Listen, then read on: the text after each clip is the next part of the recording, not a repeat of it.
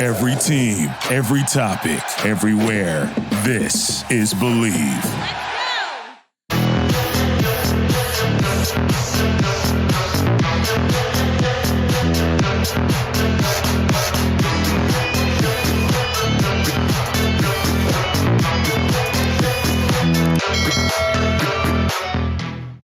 Hello and welcome to Hoosier Football Tailgate here on Monday, October 30th, the day before Halloween, and the Hoosiers unfortunately took another loss on the road to Penn State, 33-24. The Nittany Lions, the number 10th ranked team in the country with the number 1 rated defense in all of the Big Ten Conference, and IU had its most productive day against the number 10 ranked team in the country, and also I believe it was the highest output of points that Penn State had given up on this year. But the Hoosiers still registered a loss.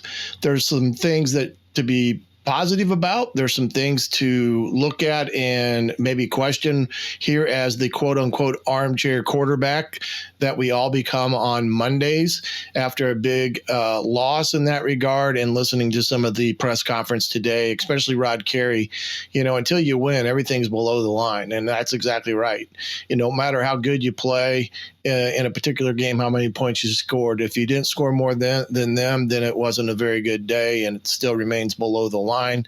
But in the world that they're living in right now, they've got to take every little victory that they possibly can away from this game. And I know a lot of negativity surrounded this ball game, especially right after the word on the Twitterverse, or what is now known as the Xverse, where there were several highly negative comments about certain aspects of that game. Of course, it's always directed at the coaching, and quietly understand that aspect of it. But more importantly, the 3 down, 3 runs in a row after the interception that ultimately led to a game-tying field goal with less than 4 minutes to play. However, on the ensuing drive, Penn State ended up capitalizing on a big play over the top, and unfortunately that was the dagger for the Hoosiers. And then on the ensuing drive for Indiana, they had the safety there on the sack of Sorsby. But, I get the negativity, the people being negative in that regard when you've suffered a loss that you, in some respects, could have, should have, would have, but that doesn't work in the game of football. It all comes down to you score more than they did. And while at the same time you're disappointed at the outcome, you really shouldn't be disappointed by the effort. In some respects, overly disappointed, other than maybe a series here or there with the coaching aspect of stuff. But they're all human beings, and they all are all fallible. And no one is perfect in any situation, irregardless of what team you have. And I guarantee you, the Penn State faithful weren't overly positive either, even with a win, because if you look at them and James Franklin, they were on him pretty good after that ball game, even though they won. But that is college football. That is the world that we all choose to live in, whether you're a fan, player, or coach. Some things times it doesn't go the way you want it, and therefore it is not always a positive when you lose on a Saturday afternoon. I want to thank BetOnline for sponsoring this episode of the Hoosier Football Tailgate. Remember, the last of the major pro sports leagues kicks off again. You got the NBA action, you got NFL, NHL, college football, and also the World Series that is running, and Game 3 is tonight. You can get all the stats, up-to-date information on those games, point spreads, any type of parlay that you're thinking of doing it. You can get it there with BetOnline.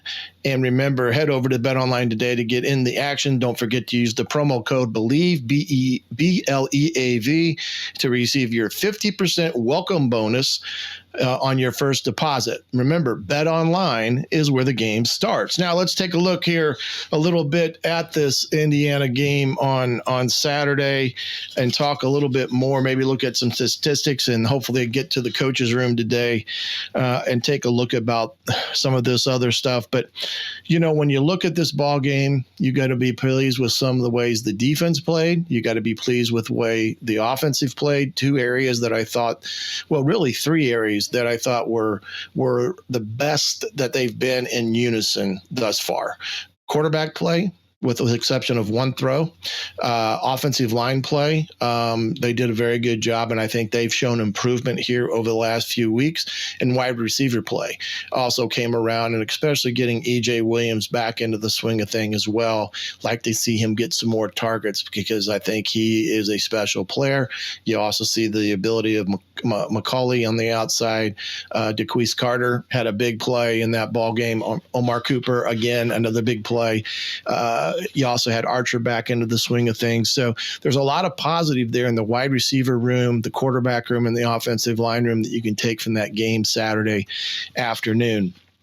My take on the three plays down there after the interception, hindsight being what it is, and I'll explain a couple of things there. Number one, the shot that you needed to take there was on first down. Indiana's success rate on first down with taking shots, I believe they were 2 for 2 on the day. So if you were going to take a shot there, that was a place to take it. They decided to run the football. Then in second down, I believe Penn State did pressure it up pretty good. And then the discussion with a redshirt freshman, I know people that like to hear the youth factor involved in the game, or, what do you have to lose? Well, getting points was the most important part of that drive, even if it was 3, because that creates a tie ball game, puts the pressure back on Penn State.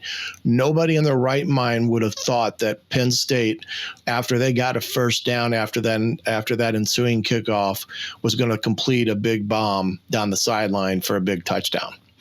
And that ultimately became the ultimate dagger that had, caused the game to be lost against Indiana on that day. But yes, if you had a chance to do it over, you would have taken at least one shot towards the end zone to give yourself a chance to really have that upper hand, maybe put a little bit more pressure on Penn State.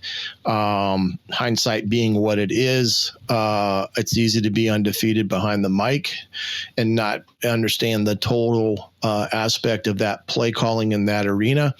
I know there was some conversation between Coach Carey, Coach Allen, and I think Coach Allen pretty much stays out of it up to a point, unless there's something that he just totally disagrees with. But he ultimately was presented with the option at that point. He agreed with it, and you play on. That's the way it goes. So you got to forget about it and wash it. I thought Sorsby overall on the day, boy, he grew up a little bit for a redshirt freshman playing in front of 110,000 fans at Penn State. I thought he was composed.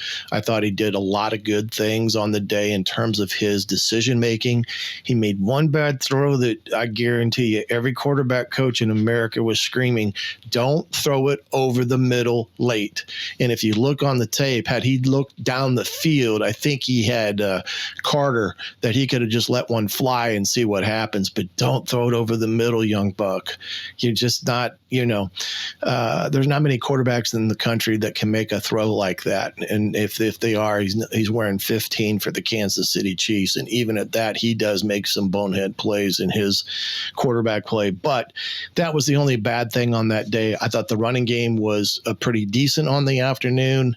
They averaged, he took away the sacks in that regard. Yeah, they're about 4.0. The sacks added up, hurting them more so than anything on the rush day. But it was good to see Henderson get back out there. You had Holland, you had Lucas, you had Carter. I mean, they seem to have a more healthier approach in offense in that regard.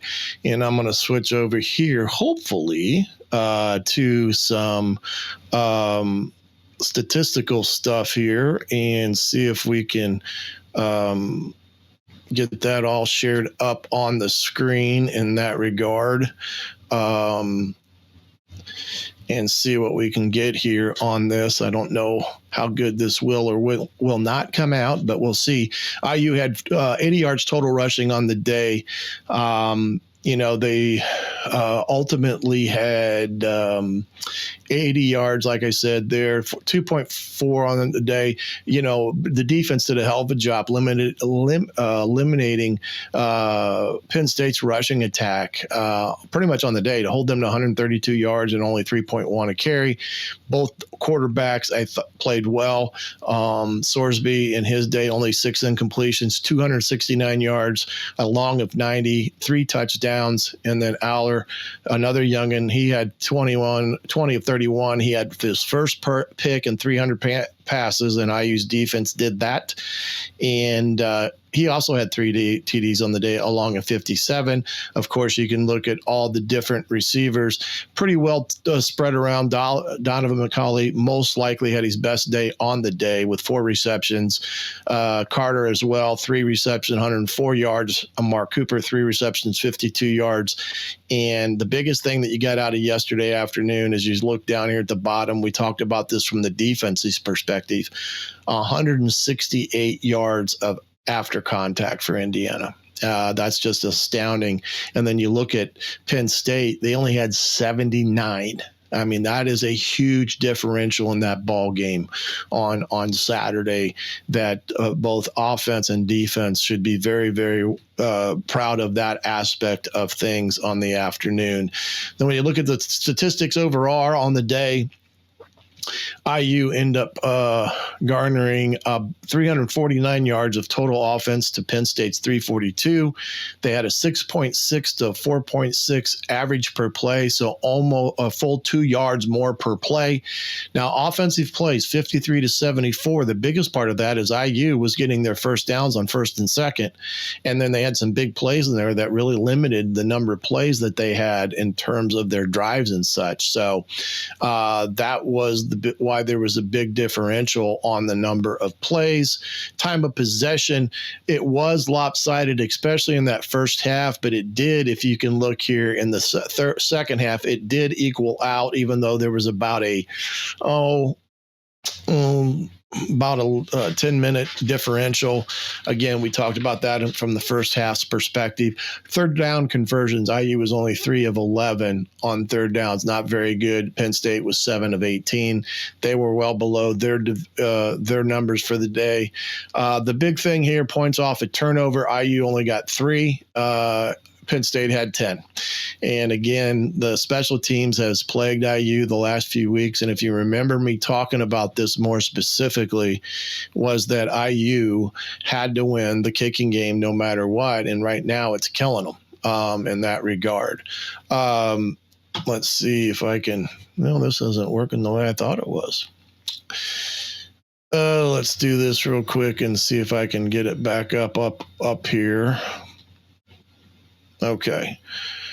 All righty. Sorry about that. There we go. Back to defense. Casey had a hell of a game, 10 tackles. He had 1.5 tackles for loss on the day. Toomer had a sack, full of 5 total tackles. Carter, he had a great day, 8 tackles. He's probably playing too many snaps. Tom Allen alluded to that today in the press conference, that it wasn't a great thing to have that many snaps for the day for Carter in that regard because of that. This is the stat I was talking about earlier. Again, the points off a turnover, 10 over 3 there. That wasn't as good of a day for the Hoosiers in that regard, and, led to some of the issues that they were having. Again, in the special teams, that's really costing them some issues in terms of points giving up. And I think today on Saturday combined with last Saturday, Indiana has given up 17 points in the special teams arena. So, again, not good in that regard. They've got to get that corrected. 2 muff punts in the 2 back-to-back weeks that have cost them dearly. Fortunately, they had a punt return that Penn State had on them that was called back for a push in the back.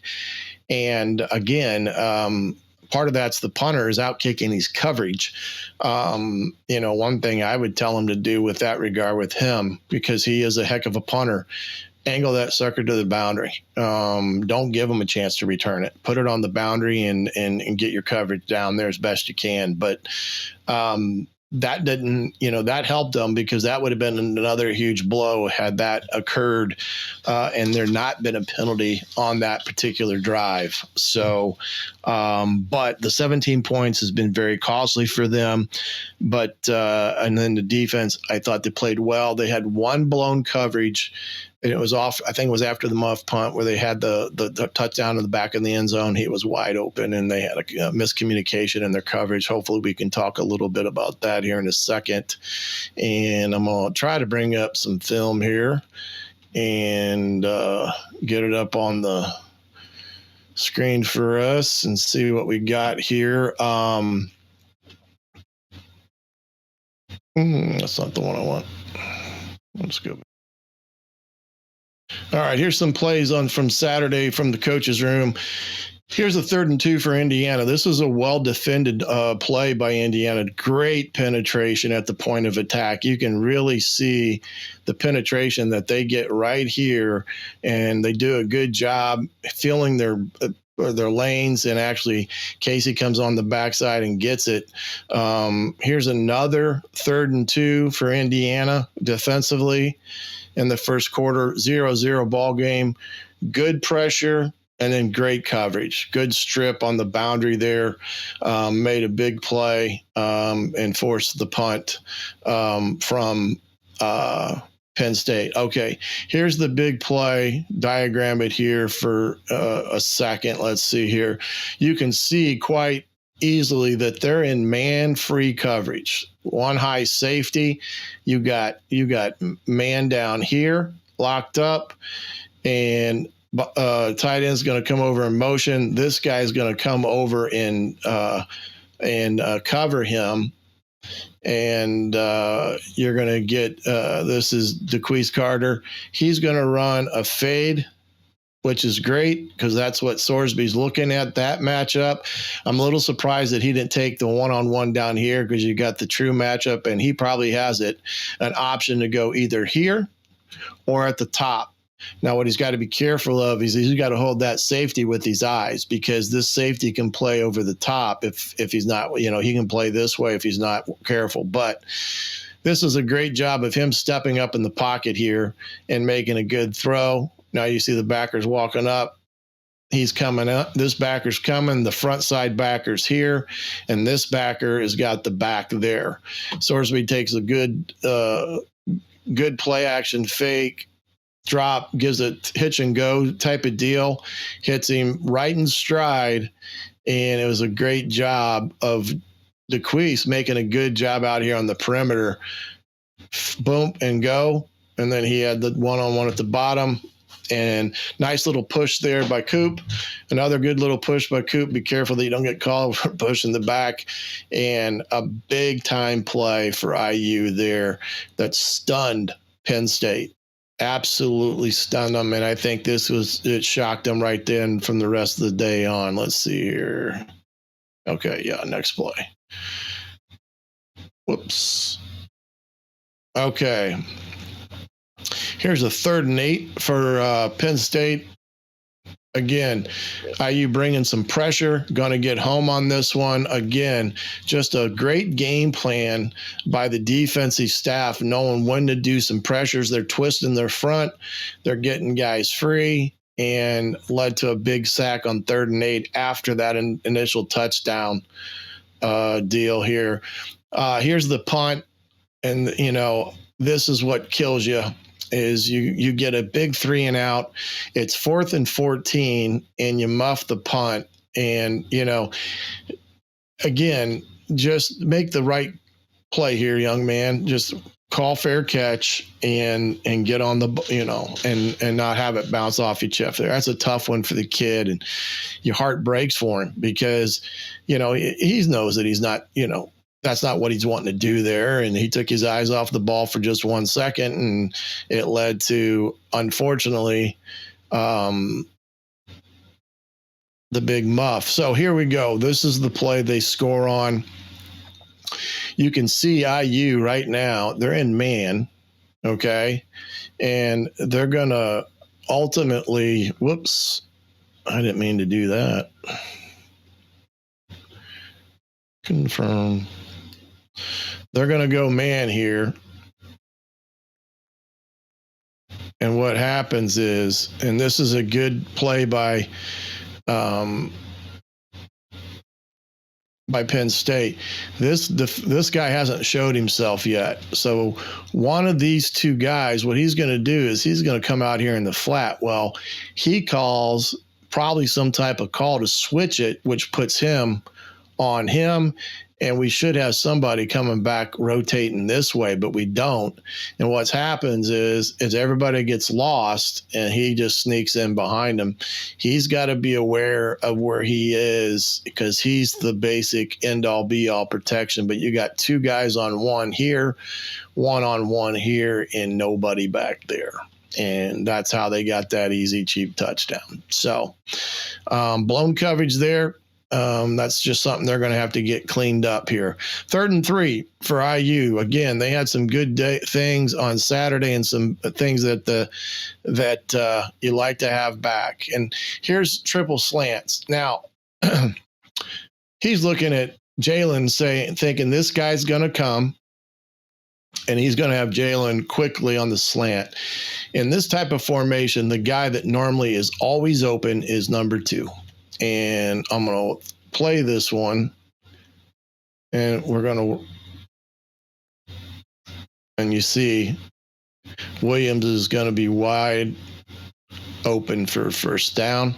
If he hits him on a throw, boom, I think he's got a chance to go. And that's not to say Jalen doesn't have a chance to go, but he's trying to fit that in a tight window, and Jalen is not quite ready for the football. So I really think this ball should go to this cat, Williams on the triple slant. So that one there, I think they would want back. This is the one that get the touchdown on. You get a missed tackle, miss, too many guys leaving their feet. Too many arm tackles. Again, they're just, they're all trying to leave, they're leaving their feet and not trying to run through the guy. And with an out kick coverage, that's what can happen sometimes. But we got the push in the back there. Now, here's another one. This is just a great read. Okay. They're going to run inside zone here. They're bringing a crash from the boundary. I guarantee you he's screaming, crash, crash, crash, and he's going to come out here and settle. Sorsby going to hit it, and the safety doesn't get over the top, and he's all lost up in here. So they blow a coverage, but they see it. And that's the great thing there. I mean, that's taking candy from the baby. You're talking about being butt naked open. That's it. And that was all a combination of their communication at the line of scrimmage and making sure that they were aware of what could potentially happen there. Here's a 3rd and 11. Another decent play, gets his hands in on it, and then gets the ball back. We're 14-7. It's 4th and 3. We're going to go for it. The ball's on. I agree with this call here. It's 4th and 3. You're at midfield, or you're beyond the midfield in the territory, and you're going to try to go for it. You got 5 wides. You never know. He could turn into a quarterback draw. This is what can't happen. Wasn't ready for it, so the snap hits him.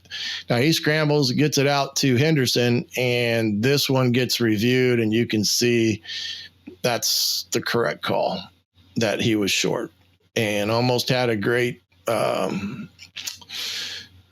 Great effort all the way around, and you can see where his elbow is in relationship to the ball, and that's where IU gets drilled on that one. So what's Penn State do? They come right back, and they're going to make a big play here. After a holding call made it 2nd and 20, they found a guy in the hole. 3rd and 3, again, good protection. I mean, good pressure here. Now, this one could have gone either way.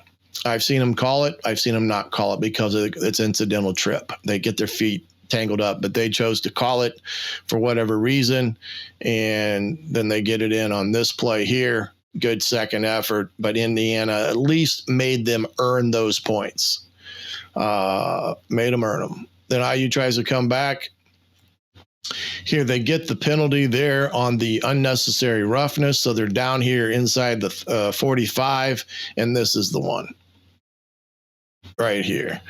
I think he may have, when he scrambles here, he may have him in behind him. But he makes, but here's the thing, young man, run the football. Run it. There's no one here. Run. So my old head coach at Ball State would scream at us in film if he would have saw this. He would have told us to run. Get as much positive yardage as you can. Get out of bounds. You're at 107. You got one timeout left. Know the down. Know the situation. Know the time and what you're trying to get to. You're trying to get in field goal range. He tries to make the pass. Good DB just read his eyes, and next thing you know, they're going the other way with it. So that one really stung. That one really stung. But I think he had the guy behind. 3rd and 4 with 22 seconds left. IU brings some pressure, zone pressures it, does a great job, and they get it out of bounds. Plus, it was intentional grounding based upon where they were at. So they get the intentional grounding on it, moves it back, and then they hit it up there in the uprights to take the lead 17-14 at halftime. Then in the second half, here they come. This has happened 2 weeks in a row. The opposing team has gone down and scored on the second half opening drive. Good big run there by their quarterback on 2nd and 8. 2nd and 8 here. This is good. They go 5 wide. Indiana is going to pressure. They're looking like they're man across. What he does, and you teach quarterbacks this, he knows where he's protected from, and he knows who is going to be cut loose. So he comes this way to buy time, and he's going to take this guy one-on-one with him. And he makes a nice kind of back shoulder throw here. And they make a play there to get the big 10-pointer lead, 24-14, and just a good play. IU does this is a nice throw under the boundary by Sorsby. I threw it there just because of McCulley and him hooking up on a good route and a good throw. This is right after they had scored. 3rd and 3 here again.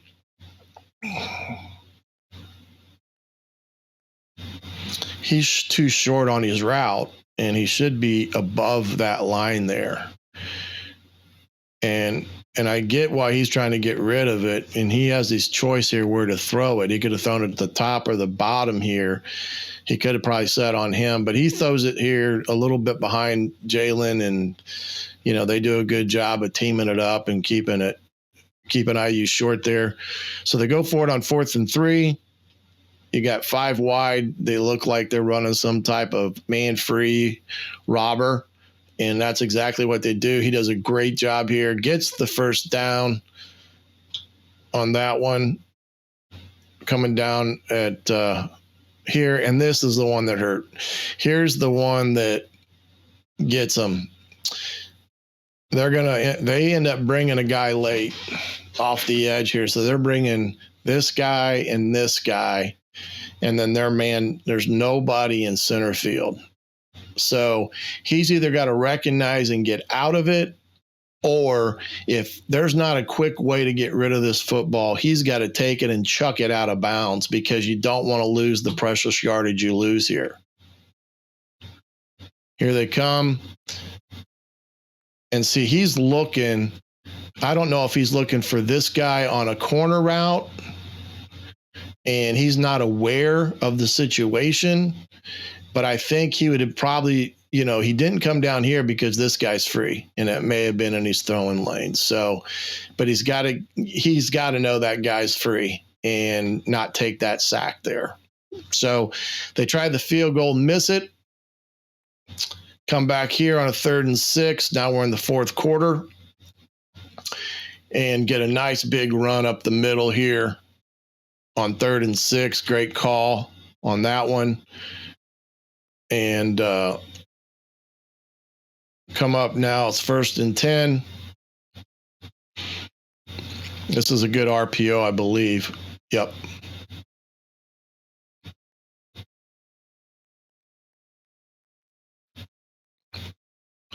Can't tell this. I don't think it is an RPO, but maybe it is. But they get the 1-on-1. This nice throw, nice move by Coop. Gets in the end zone, gets it to 3, and everybody's in business. Here's the play that ended up in the interception. He throws it up, make the play. Ball's on the 20. Just overall great pressure. And I don't know if I've got, what we got there with the 3 runs. And the field goal. Oh, here it is right here. This is 3rd and 8 after the 3 runs. Now, explaining the scenario, they didn't want to waste the opportunity. Penn State is probably one of the leading top takeaway teams in the country. They're like a +17. They got great pressure packages. And so IU's just going to run it here and put themselves in a position to get the ball towards the middle of the field. And nothing really works here, not the way they liked it to. And they didn't want to waste the opportunity. I get it. I understand it. Should have took the shot on the 1st down. And then here's the play that ultimately wins the ball game for the Nittany Lions on a really good throw down the sideline on just a basic fade route that IU had ran as well on the day. And that unfortunately ended that game. And, a hard game to lose for IU. They're playing the 10th ranked team in the country. They give them everything they can handle. It comes down to a couple plays like every game does.